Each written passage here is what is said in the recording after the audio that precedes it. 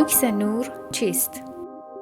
در واقع برابر است با 1 لومن که واحد اندازه‌گیری شدت روشنایی است که بر هر متر مربع از سطح میتابد.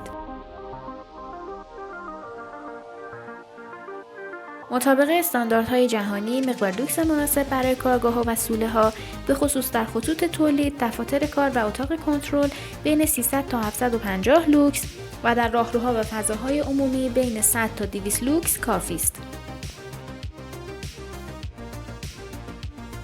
مقدار مناسب لوکس برای ورزشگاه‌ها و زمین‌های بازی در پخش تلویزیونی UHD و 4K 2000 تا 2500 لوکس و در مسابقات رسمی با سطح متوسط بین 200 تا 750 لوکس است.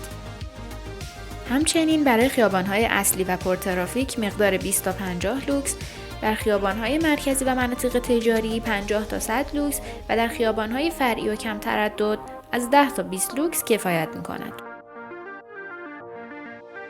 در مجموعه مهپارس ما با توجه به اطلاعات و نیاز پروژه شما در برنامه دیالوکس پروژه را شبیه سازی می‌کنیم تا با در نظر گرفتن ابعاد حقیقی فضا، تعداد چراغ و ارتفاع نصب و فاصله پایه‌ها و حتی زاویه تابش نور به لوکس مورد نظر و استاندارد برسیم.